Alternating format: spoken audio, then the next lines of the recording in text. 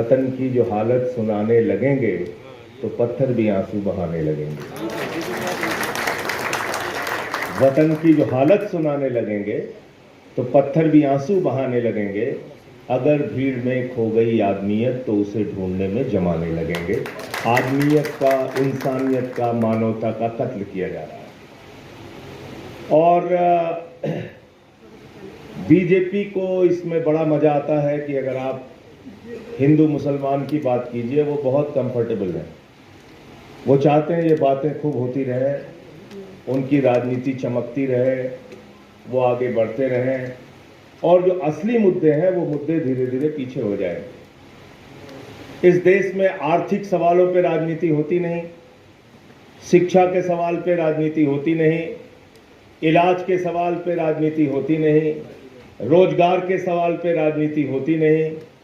किसान के सवाल पे एक राजनीति शुरू हुई, वो उसके लिए मैं देश के अन्नदाता किसानों को बहुत बधाई देना चाहता हूं। राजनीतिक दलों का उसमें बहुत कम योगदान था, इसे हमें ईमानदारी से स्वीकार करना चाहिए। लेकिन अगर हिंदू मुसलमान के नाम पे राजनीति होती है तो बीजेपी को बहुत मजा आता है इसमें, उनको बहुत फायदा है इसमें। अब इस राजनीति का जवाब क्या है, ये आपको सोचना पड़ेगा। और राजनीति को जब तक आप उस दिशा में मोड़ के नहीं लाएंगे तो फिर बीजेपी को रोकना कोई आसान काम नहीं है। आरएसएस की राजनीति को रोकना कोई आसान काम नहीं है। अभी गांधी जयंती के अंदर मैं भारतीय जनता पार्टी के इंटेलेक्चुअल लोगों के ट्वीट्स देख रहा था जो पीछे से वार करते हैं। आप याद रखिएगा, इनके सामने के चेहरे शायद कम आपको दिखते हैं, लेकिन जो पीछे के चेहरे हैं वो बहुत खतरनाक है, बहुत ही ज्यादा खतरनाक। तो कैसी वीडियो चलाते थे, ये देखिए गांधी जी हैं, ये यहां रुकते थे, यहां आते थे, यहां जाते थे। इनके सादगी को मेंटेन करने में इतना पैसा खर्चा होता था। गांधी तो ये थे, गांधी तो वो थे, उनके चरित्र को लेकर तमाम सवाल। और याद रखिएगा, ये वही लोग हैं, ये वो विचारधारा हिंदुस्तान के अंदर काम कर रही है जिस विचारधारा से निकले हुए एक व्यक्ति नाथूराम गोडसे ने गांधी की हत्या की थी। उसी विचारधारा के लोग आज संविधान और लोकतंत्र की हत्या कर रहे हैं। कोई सामान्य लोग नहीं है, इनसे लड़ने के लिए बहुत दिमाग की जरूरत है। अब वन नेशन वन इलेक्शन की बात कह रहे हैं, आशुतोष जी अभी कह रहे थे। मैं तो कह रहा हूं इस देश में एक नारा चाहिए, वन नेशन वन डीलर। एक ही आदमी है जो नेता है ही नहीं। किसी गलतफहमी में नहीं रहना चाहिए आप लोगों को कि भारत का प्रधानमंत्री देश का नेता है और देश के लिए काम कर रहा है। भारत का प्रधानमंत्री देश के लिए नहीं, अपने दोस्त के लिए काम कर रहा है, इंडिया के लिए नहीं, अडानी के लिए काम कर रहा है। और ये प्रमाण के साथ मैं कह सकता हूं, आप सारी योजनाएं उठा के देख लीजिए। रेल उठा के अडानी को, सेल उठा के अडानी को, गैस, बिजली, पानी, सड़क, पोर्ट, एयरपोर्ट, सारा हिंदुस्तान एक आदमी के नाम करते जा रहा है और कोई सवाल पूछने वाला नहीं। एक व्यक्ति को 2.5 लाख करोड़ रुपए का कर्जा मिला, 2.5 लाख करोड़ रुपए का। जीरो लगाते लगाते आप थक जाएंगे। आपको 2.5 लाख रुपए का अगर कर्जा चाहिए अपने बच्चे की पढ़ाई के लिए या रेडी पे दुकान लगाने के लिए, तो आपके चप्पल गिर जाएंगे, इतने कागज आपसे मांगे जाएंगे, आपको देते देते मुश्किल हो जाएगी। लेकिन एक व्यक्ति जो नरेंद्र मोदी का दोस्त है, उसको 2.5 लाख करोड़ रुपए का कर्जा मिला हुआ है, 2.5 लाख करोड़ रुपए का। अभी मैंने पार्लियामेंट में एक लिस्ट पढ़ी और वो लिस्ट मुझे लोकसभा में मिली थी, लोकसभा के एक जवाब से मिली थी। लोकसभा के एक सांसद ने पूछा कि इस देश के पूंजीपतियों का कितना कर्जा आपने माफ किया है एनसीएलटी के जरिए।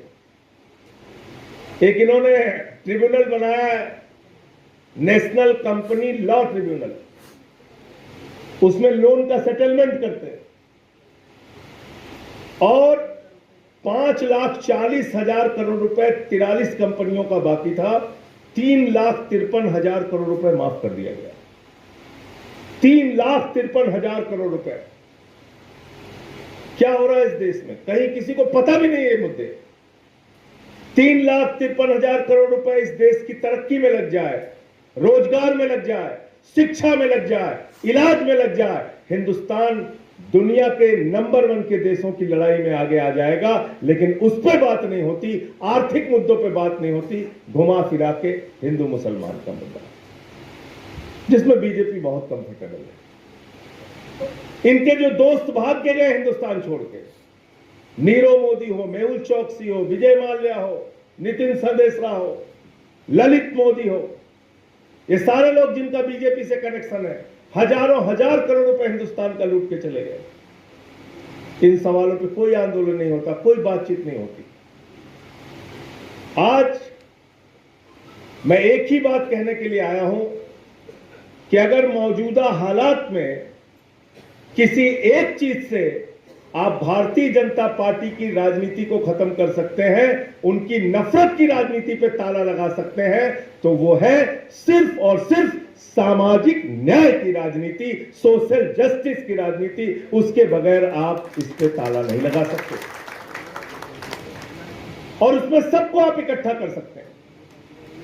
जब आप सामाजिक न्याय की बात करते हैं तो आदिवासी की भी बात होगी, जब आप सामाजिक न्याय की बात करते हैं तो दलितों की भी बात होगी, पिछड़ों की भी बात होगी, मुसलमानों की भी बात होगी, बौद्धों की भी बात होगी, सिखों की भी बात होगी, अल्पसंख्यकों की भी बात होगी। तो सामाजिक न्याय सबसे बड़ा मुद्दा है जिस पे सबको लामबंद करके, एकजुट करके यह कहना चाहिए कि हम इस देश में रहते हैं बाबा साहब डॉक्टर भीमराव अंबेडकर के संविधान के मुताबिक, किसी नरेंद्र मोदी और योगी के फरमान के मुताबिक नहीं।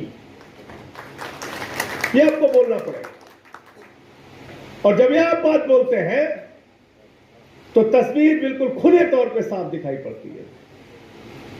आपको लगता होगा कि इस देश में मुसलमानों के साथ अत्याचार हो रहा है, इससे इनकार नहीं है। लेकिन आप जरा उस दलित परिवार के बारे में सोचिए जिसका बेटा सीआरपीएफ का जवान है। इसी बुलंदशहर में शादी में उसको घोड़ी पर नहीं बैठने दिया जाता। जरा उस दलित परिवार के बारे में सोचिए, मध्य प्रदेश के अंदर घर में मौत हो गई, मौत के बाद वो अर्थी लेकर पहुंचे, उस शमशान में चले गए जहां पर उनको अपने घर वाले का अंतिम संस्कार करने की इजाजत नहीं है। आप जरा उसके बारे में सोचिए कि जयपुर के अंदर एक मंदिर में शादी के बाद एक दलित जोड़े को मंदिर के अंदर प्रवेश नहीं करने दिया गया। आप सोचिए कर्नाटक के अंदर एक सांसद जो दलित समाज का था, भारतीय जनता पार्टी का था, भारतीय जनता पार्टी का शासन था, एक गांव के अंदर उसको घुस के उद्घाटन नहीं करने दिया गया। कितनी मानसिक पीड़ा झेलनी पड़ रही है, कितना अत्याचार समाज के एक बड़े तबके पे हो रहा है, इसकी आप कहानी लिखेंगे, अंतहीन गाथा है। इन मुद्दों को उठाइए और इस पे एकजुट हो जाइए। देखिए, इनको भागने का रास्ता नहीं मिलेगा, भागने का रास्ता नहीं मिलेगा। आज मैं जब यहां आ रहा था तो एक सभा से होके आया, उसमें केजरीवाल साहब ने एक ट्वीट का जिक्र किया।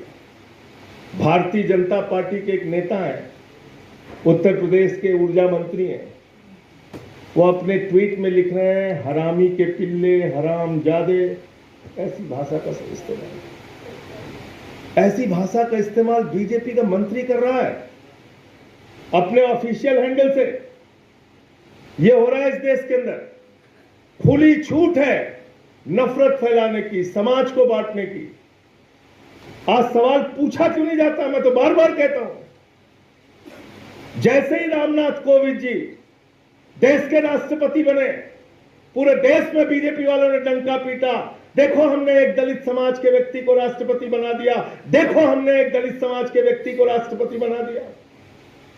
लेकिन जब राम मंदिर का शिलान्यास हो रहा था तो बीजेपी अपनी मानसिकता से बदली नहीं। उन्होंने कहा मोदी जी जाएंगे, योगी जी जाएंगे, राज्यपाल आनंदीबेन पटेल जाएंगी। मैं सवाल पूछना चाहता हूं इस सभा में, जब योगी जी मुख्यमंत्री के तौर पे जा सकते हैं, उनके साथ राज्यपाल आनंदीबेन पटेल जा सकती हैं, देश के प्रधानमंत्री नरेंद्र मोदी जा सकते हैं, तो देश के राष्ट्रपति रामनाथ कोविंद क्यों नहीं जा सकते? क्योंकि वो दलित समाज के हैं, उनसे मंदिर का शिलान्यास नहीं कराया जाएगा।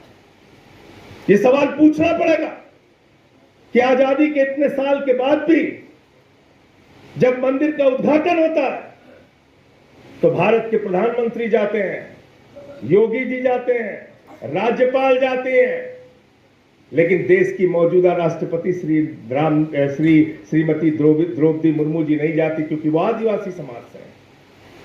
ये सवाल तो पूछना पड़ेगा। इस देश में समाज के बड़े तबके के साथ जो अन्याय हो रहा है, अगर अत्याचार हो रहा है, अगर उस मुद्दे को आप आगे लेके आएंगे तो वो बड़ा मुद्दा होगा, और उस मुद्दे में 85% जनता एक साथ खड़ी होगी, और उसके जवाब में बीजेपी आपके सामने नहीं खड़ी हो सकती। उनकी गंदी राजनीति, उनकी नफरत की राजनीति नहीं खड़ी हो सकती। अभी जैसे वक्फ का सवाल है, मैं जेपीसी का मेंबर भी हूं, ऐसे ऐसे उसमें क्लॉज लिखे हैं, आप देखेंगे हैरान हो जाएंगे। ऐसे ऐसे क्लॉज डाल दिए। तो ये मत समझिएगा कि आज मुसलमानों की जमीन कब्जा करने की योजना है तो बाकी सब फंस जाएंगे, नहीं। और मैं तो कहता हूं बुलडोजर के बारे में कि बुलडोजर बहुत बेवफा है, किसी का सगा नहीं। छतरपुर में मुसलमान के घर पे चला, फिर नोएडा में त्यागी जी के घर पे चला, फिर त्यागी जी ने आंदोलन किया तो बंसल जी के घर पे चला, फिर अयोध्या में चला, फिर काशी में मंदिरों पे चला बुलडोजर। आप सोचिए कि अगर नरेंद्र मोदी ने जिस तरीके से लगभग 300 मंदिर काशी में तोड़े हैं, मैंने उसके लिए आंदोलन भी किया था, अगर ये काम किसी और दूसरे नेता ने किया होता बवाल हो जाता देश भर में।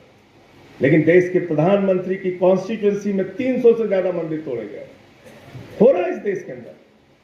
तो इसलिए मुझे लगता है कि व्यापक मुद्दों को, बड़े मुद्दों को, धर्म के नाम पर भेदभाव, जाति के नाम पे भेदभाव, भाषा के नाम पे भेदभाव, जहां जहां भेदभाव हो रहा है और जितने लोग उस भेदभाव से पीड़ित हैं, सबको एकत्रित कीजिए, सबको इकट्ठा कीजिए, और तब मुझे लगता है कि एक बड़ा आंदोलन इनके खिलाफ खड़ा किया जा सकता है। निश्चित रूप से सही कहा कि इनका कोई राष्ट्रीय आंदोलन में योगदान नहीं है। रोज सर्टिफिकेट मांगते रहते हैं जावेद अली से। जावेद अली साहब तो लेके आए थे एक बिल प्राइवेट मेंबर का, ये दिलाना चाहते थे अधिकार। मैं था उस दिन, पूछिए, झगड़ा हो गया इनके चक्कर में, इनके बिल के चक्कर में झगड़ा हो गया। वो सामाजिक न्याय से जुड़ा हुआ बिल, सोशल जस्टिस से जुड़ा हुआ बिल, और तब मैंने खड़े होकर कह दिया कि बीजेपी दलितों के, पिछड़ों के, आदिवासियों के खिलाफ है। पूरे भाजपा वाले चिल्लाने लगे, पूरे भाजपा वाले चिल्लाने लगे।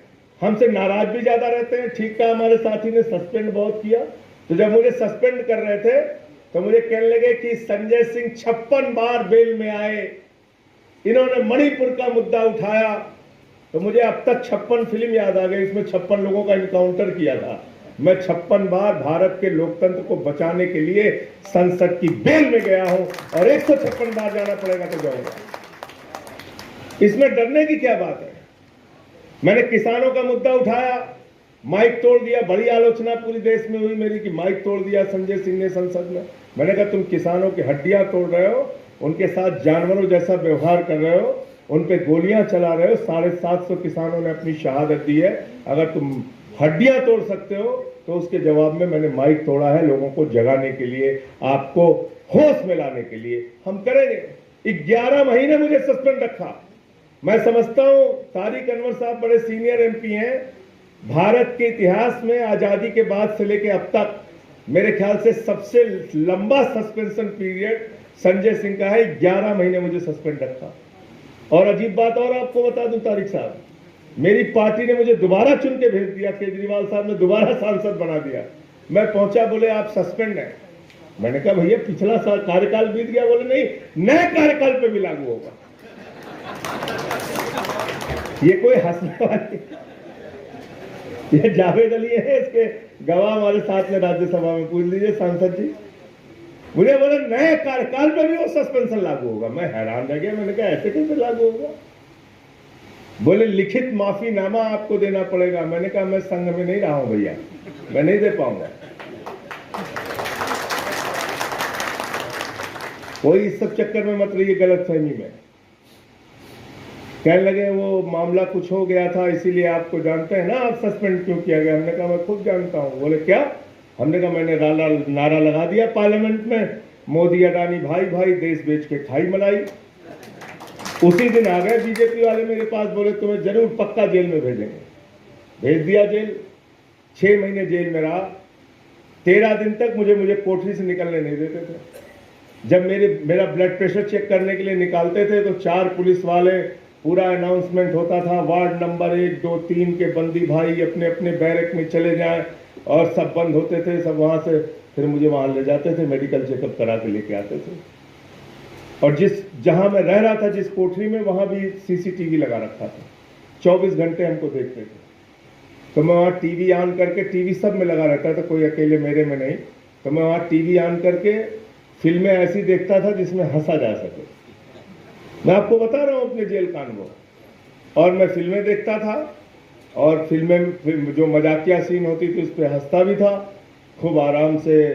जो है 13 दिन के बाद मैं गया भाई सुप्रिंटेंडेंट के पास। मैंने कहा भाई जो एक सामान्य कैदी का अधिकार है उतना तो अधिकार दो मुझे। बोला ठीक है साहब, आप वॉक कर सकते हैं। तो मैं पुलिस के अधिकारियों से उनसे मिलता था, तो उनको ये रहता था कि ये दुखी क्यों नहीं हो रहे हैं। मैंने कहा किस बात के लिए दुखी होना है? बोले नहीं, आप तो बड़े मजे से जेल काट रहे हैं। हमने कहा ऐसे मजे से बोलो, मोदी जी भी आके काटे हमारे साथ। इतना ही मजा अगर आ रहा है तो आए, वो लोगों को भी भेजो। उनमें से तो एक है जिसका पुराना एक्सपीरियंस है, रह भी चुका है, तो उसी को भेज दो कम से कम। कहने लगे नहीं नहीं, वो ऊपर सब रिपोर्ट जाती है कि एकदम इनके ऊपर तो कोई फर्क ही नहीं पड़ रहा। तो जो भी उनको लगा हो, फिलहाल 6 महीने में मुझे जमानत मिल गई। अब मुझे ये कहा भी गया कि मैं अपने केस के बारे में न बोलूं, तो मैं अपने केस के बारे में नहीं बोलता, लेकिन पूरी दुनिया के केस के बारे में बोलता हूं, कोई मुझे उसमें दिक्कत नहीं। लेकिन एक बात जो मोटे तौर पे आई है सामने कि भाई डरना नहीं है, तो डरना नहीं है तो ठीक है, लेकिन बहुत दिमाग से काम भी करना है। ऐसे फ्रॉड लोगों से इस समय पाला पड़ गया है। इतने कॉन्फिडेंस से तारिक अनवर साहब सच नहीं बोल सकते जितने कॉन्फिडेंस से मोदी झूठ बोलता है, पूरे कॉन्फिडेंस के साथ। बताइए, कहता सिकंदर जब बिहार में आया था तो बिहारियों ने मार के भगाया था। तो तारिक अनवर साहब इतिहास की किताब पलटने लगे, बोले सिकंदर तो कभी बिहार में आया ही नहीं। फिर कहने लगे कि भारत की आबादी 600 करोड़ है, उनके बीच से मैं जीत के आता हूं। मैंने कहा 144 करोड़ से तो निपट नहीं पा रहे हो, 600 करोड़ आबादी। फिर गए हमारे यहाँ संत कबीर नगर खलीलाबाद में, तो कहने लगे बाबा संत कबीर, बाबा गोरखनाथ, बाबा गुरु नानक देव एक साथ बैठ के मीटिंग करते थे। अब उनके जीवन काल में कई कई साल के अंतर है, 100 साल के करीब अंतर। तो इतने कॉन्फिडेंस से बोले गैस से, नाली के गैस से चाय बना लीजिए आप लोग। कोई भी मूर्खता की बात है, पूरे कॉन्फिडेंस के साथ, पूरे कॉन्फिडेंस के साथ। देश में कोरोना से लोग मर रहे हैं, हमारे देश का प्रधानमंत्री कह रहा है ताली बजाइए, थाली बजाइए, सब पीट रहे थाली। बड़े बड़े स्टार, पढ़े लिखे लोग, साइंटिस्ट, IITian, प्रोफेसर। रतनलाल जी इसमें नहीं थे सामने।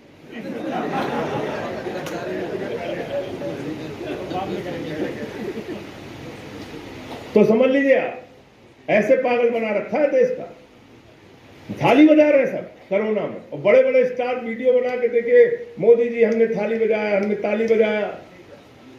ये हो रहा, बड़े बड़े स्टार, किसका नाम लिया जाए, किसका नाम लिया जाए। ऐसे देश की हालत कर दी, और नाम ऐसा शानदार देते हैं कि मतलब GST लागू किया इस देश में। सोचिए आप, बोले रात में 12 बजे भारत के अंदर एक नई आजादी का उदय होने जा रहा है, पूरा देश नई आजादी के उदय में लग गया।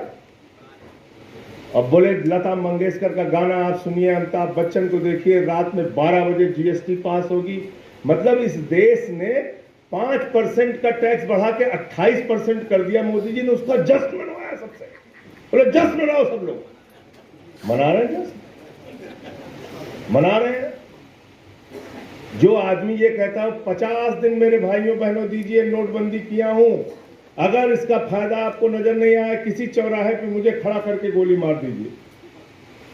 इतनी अतिवादी बातें बोल रहा, इतना काला धन लाएंगे, 15 लाख हर खाते में जमा हो जाएगा। हमारे यहाँ मथुरा में घटना, एक लड़का पकड़ के थाने में पीटने लगे, 8 लाख रुपए का कर्जा था। उसने थानेदार से कहा कि अब होशियार हो जाना थानेदार साहब, अब आगे मत मारना, 15 लाख आ रहा है, 8 लाख दे देंगे, 7 लाख आपको, उसमें से कुछ पैसा नहीं देंगे। ये हालत कर रखी है इस देश की। इसलिए आपके मुद्दे पे तो बात होती नहीं, ना रोजगार पे। नाम भी बहुत तगड़ा तगड़ा, जैसे अग्निवीर, बहुत शानदार बड़ा सा नाम दे दिया, बोले अग्निवीर बन जाओ सब लोग, अग्निवीर बनिए। और मुझसे बीजेपी वाले कहने लगे कि अरे मतलब आप अग्निवीर को कमजोर समझ रहे हैं। हमने कहा मैं बहुत मजबूत समझ रहा हूं, जितने बीजेपी सांसद हैं सबके लड़कों को अग्निवीर बनाओ, सबको बनाओ अग्निवीर। अमित शाह का लड़का जैसा, जिसको बल्ला पकड़ना नहीं आता, वो बीसीसीआई का चेयरमैन बनेगा और हमारे घर का लड़का अग्निवीर बनेगा। 4 साल के ठेके पे आप भारत की सेना को रखेंगे और उसके बाद आप राष्ट्रवादी भी हैं। इसलिए इनसे किसी राष्ट्रवाद के सर्टिफिकेट की आवश्यकता नहीं है। मैं फिर दोहरा रहा हूं, बीजेपी की सांप्रदायिक राजनीति का सामना करने के लिए, बीजेपी की नफरत की राजनीति का सामना करने के लिए, बीजेपी की डिवाइड एंड रूल राजनीति का सामना करने के लिए, बीजेपी की बांटो और राज करो की नीति का सामना करने के लिए सामाजिक न्याय के सिद्धांत पर देश को लामबंद करना होगा, तभी इनको हराया जा सकता है। वरना तो रोज धर्म खतरे में पड़ा रहता है, किसी न किसी का धर्म रोज खतरे में पड़ा रहेगा। इसका कोई समाधान नहीं। इसका समाधान एक ही है, सोशल जस्टिस। उस मुद्दे पे बात कीजिए। जब आप इनसे कास्ट सेंसस पे बात करेंगे, ये दौड़ के भागेंगे। इससे आप जातीय जनगणना पे बात कीजिए, संविधान पे बात कीजिए, दौड़ के भागेंगे। ये आपके सामने टिक ही नहीं सकते, कभी नहीं टिक सकते। और राष्ट्रवाद की तो कभी कोई इनसे बात करने की जरूरत, जिन लोगों ने 53 साल तक तिरंगा झंडा नहीं फहराया अपने मुख्यालय पर, वो राष्ट्रवाद की बात करते हैं। वो लोग राष्ट्रवाद की बात करते हैं जिन्होंने पठानकोट में आईएसआई को बुला के जांच कराई। तो इसलिए इसका जवाब सिर्फ और सिर्फ सामाजिक न्याय की लड़ाई है, सोशल जस्टिस की लड़ाई है। और उसमें 85% देश का जनमानस जो आज अपने अपने अधिकारों के लिए लड़ रहा है, उसको एक साथ लाना पड़ेगा। और ऐसे में ये जो गैर राजनीतिक संगठन है, इनकी बड़ी भूमिका है, क्योंकि राजनीतिक संगठनों के साथ एक समस्या ये आती है कि जैसे ही आप कोई बात करते हैं वो जोड़ लिया जाता है कि भाई ये राजनीतिक है। तो इसलिए आप राजनीतिक लोगों को भी बुलाइए, उसमें कोई सभी दलों को बुलाइए, लेकिन ऐसे प्रयास, ऐसे विचार गोष्ठी, ऐसे मंथन, इसकी बहुत जरूरत है। बहुत बहुत शुक्रिया, बहुत बहुत धन्यवाद।